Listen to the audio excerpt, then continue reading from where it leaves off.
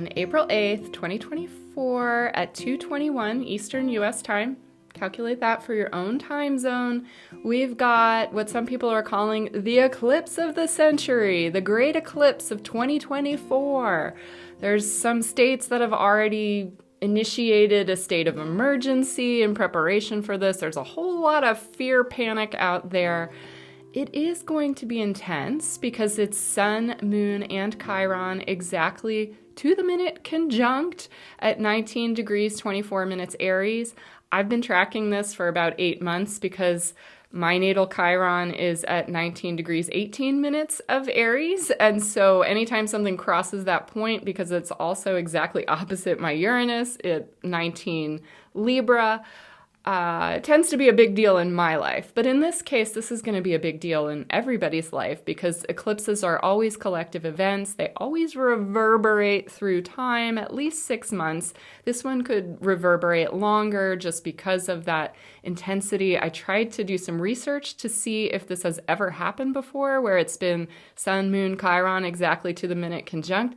I haven't found it. If it has happened, it's been a really, really long time ago, and it's not going to happen again for a really long time. But as far as I can tell, this is the first time that this has actually happened, where it's to the minute conjunct. So kind of a big deal. Also, the U.S. natal Chiron is at 20 degrees 8 minutes of Aries, so not even a full degree away, although it is in a different degree.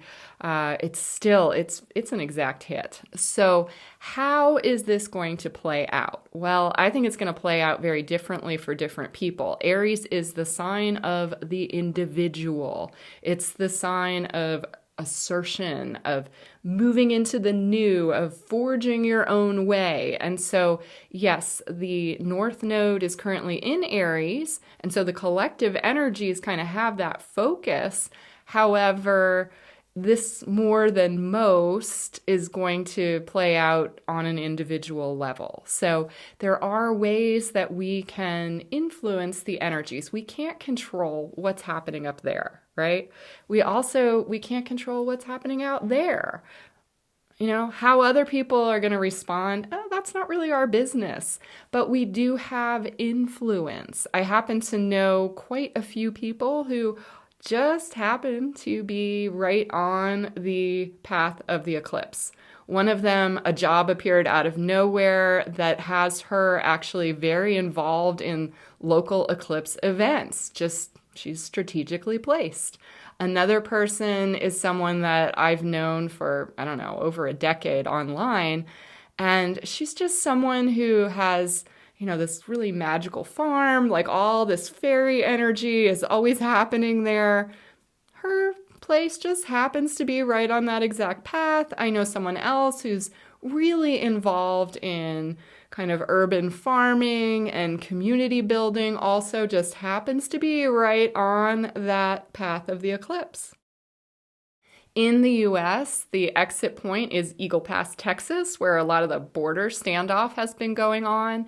And this eclipse happens to crisscross the 2017 eclipse near the New Madrid Fault. So yeah, lots of energy, lots of potential to have stuff go, whoa, big trauma, drama, crazy events. But I find comfort and kind of like, okay, somebody up there is moving people around in order to put them in the places that need the anchoring, need that kind of high vibe, new earth energy to be anchored down into the tangible physical realm. So how can we influence things, right? Aries, the sign of the individual. How do we deal with this kind of cosmic soup? If you have anything between 15 and 25 degrees of the cardinal sign, so Aries, Libra, Cancer, Capricorn, you're going to feel this more than most people. But again, it's a collective event. So the Sabian symbol for this one, 19 degrees, 24 minutes, we round up to 20 degrees for the Sabian symbol, and we get a young girl feeding birds in winter. And then Dane Rudyard goes on to elaborate. Overcoming crises through compassion, the transmutation of life into love. So that's actually quite beautiful, right? We have this energy of transmutation and of the possibility of taking something that was a crisis or a trauma and overcoming it through compassion and through nurturing, right? Feeding birds in the winter. So here in the Northern Hemisphere, it's technically spring, but this morning we woke up with a frost. It's, there's still some of the cold out there. There's still that need to kind of seed things, to symbolically nurture that which is coming into being. The new is ready to burst forth, but it's not quite here yet. So all of these energies, we can experience them on different levels. And one of the easiest ways to shift your vibration is actually change your clothes or change what you're eating. We all have foods that make us feel really grounded in our bodies, but also really awake and aware.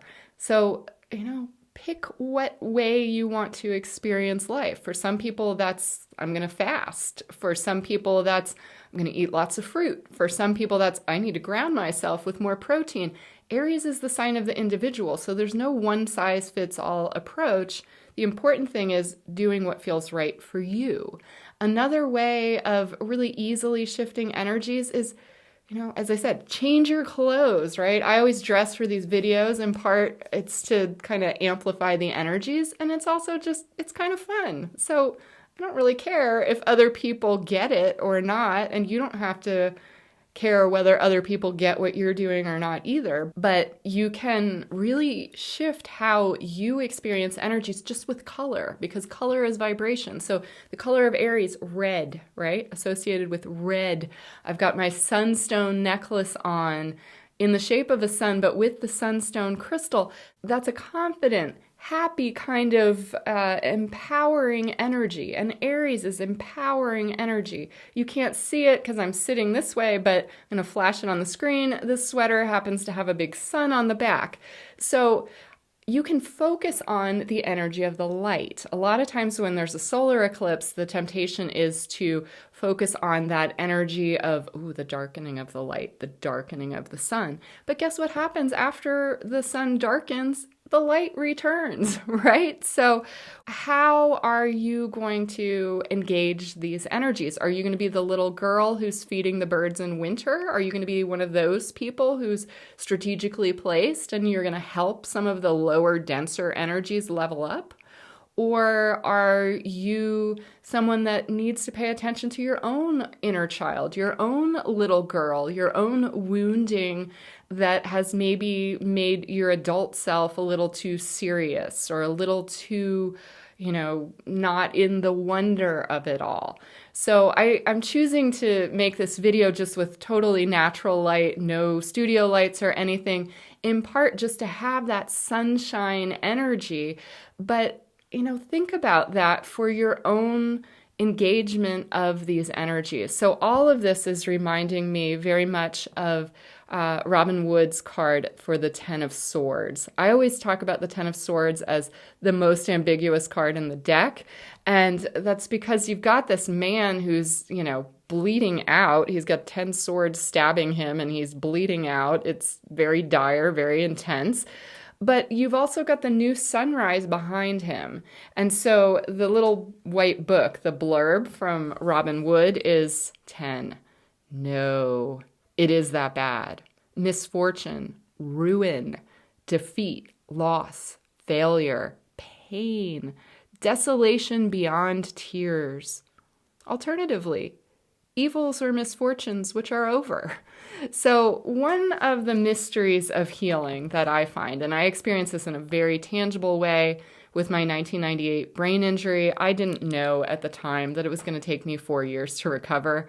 And that was a real blessing. I kept thinking that recovery was just 2 weeks away. I just always thought, surely, I've been through this and it's just around the corner. It's just around the bend. If I had known back in May of 1998 that it was going to take me 4 years to recover and I would be totally disabled and just how rough it would be, that I would have to change everything about my life that I thought I knew, that I would lose my independence, that I'd have to change my career, all of that, I was not interested in that. I would have skipped that process. No way. I wanted nothing to do with that sort of thing.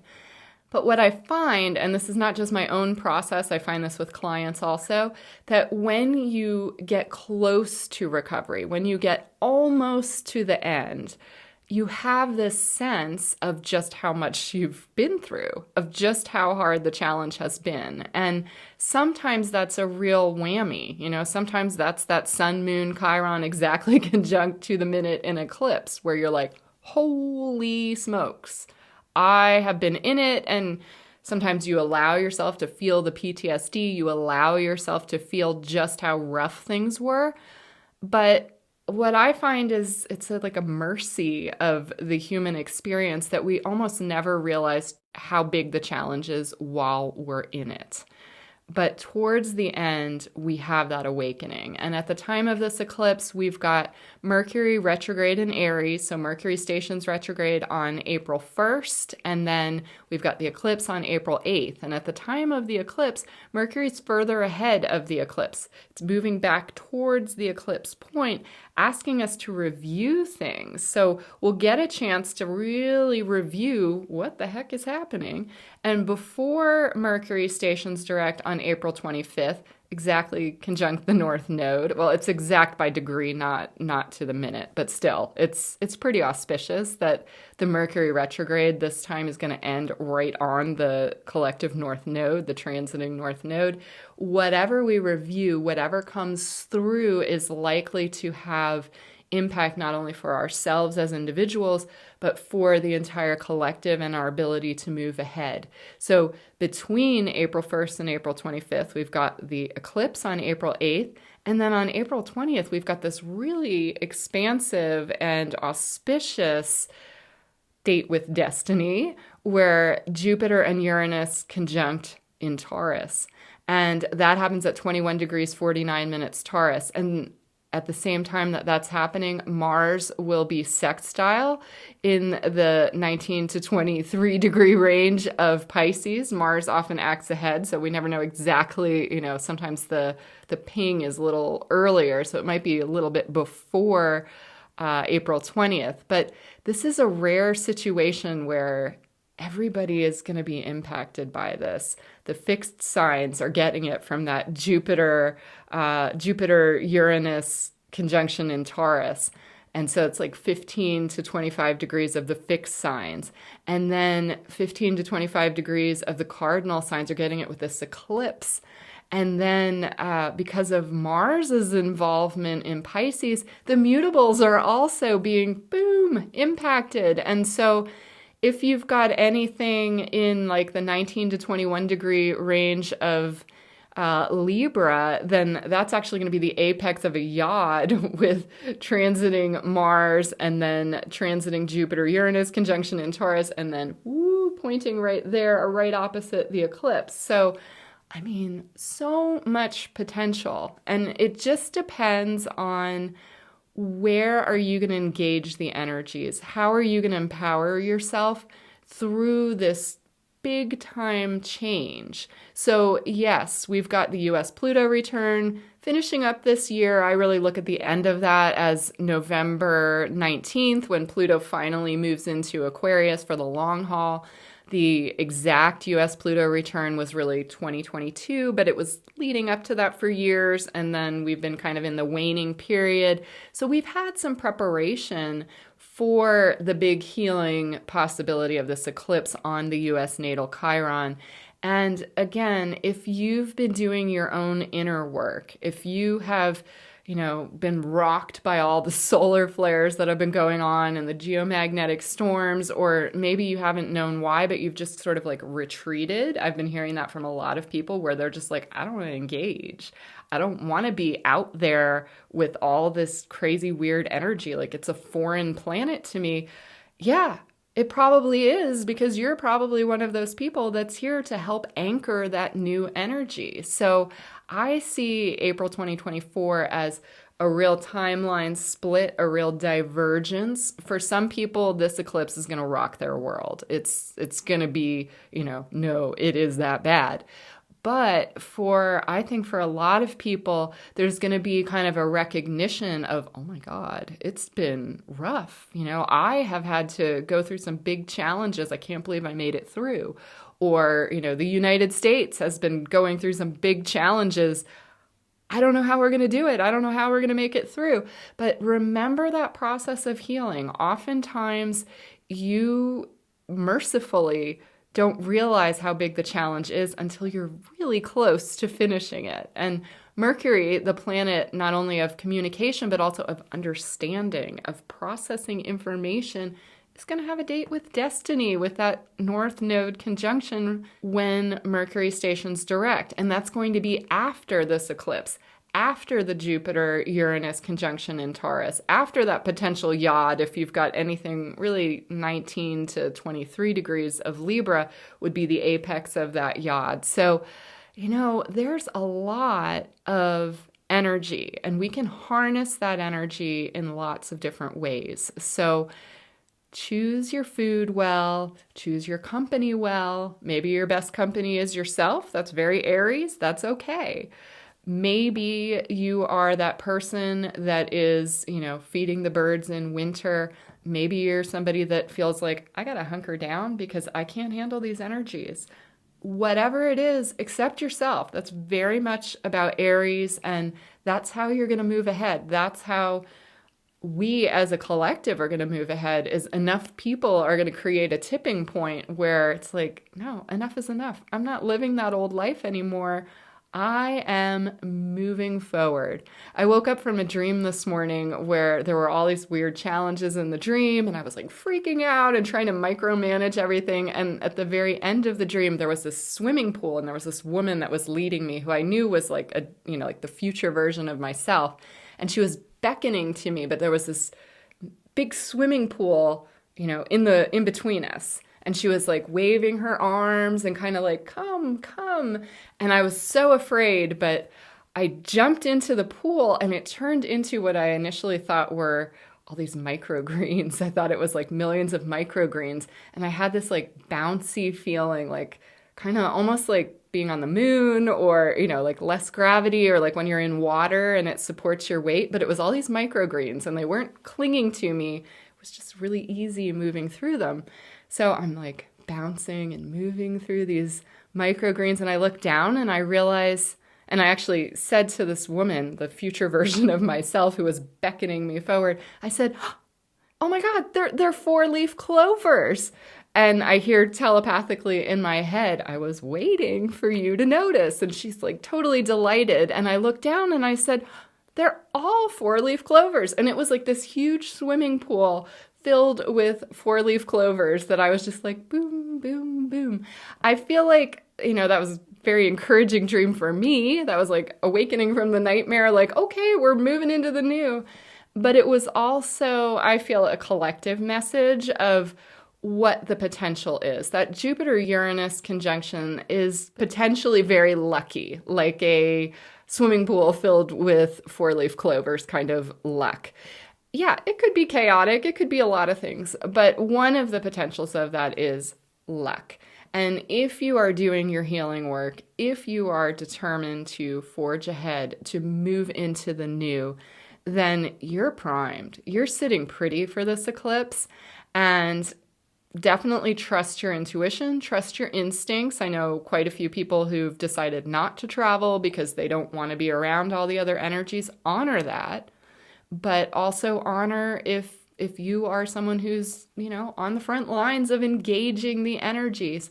The important thing is your own individuality. And when enough of us are embracing our healing and moving forward, wow, here we are with that new earth. And so the end of my dream was, after all the 4-leaf clovers and everything, my future self was reaching her hand down into the pool of 4-leaf clovers, reaching her hand down to like pull me out on the other side. And so I just want to leave you with that kind of energy, because I do feel like that's the potential that we've got for April of 2024.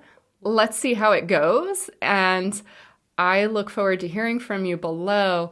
How are you managing these solar energies? What are you finding is helpful in this solar maximum with all the solar flares and geomagnetic storms? How are you weathering those storms? And how are you planning on engaging the energies of the eclipse and just the April expansive energies in general? So until next time, wishing you all the very, very best.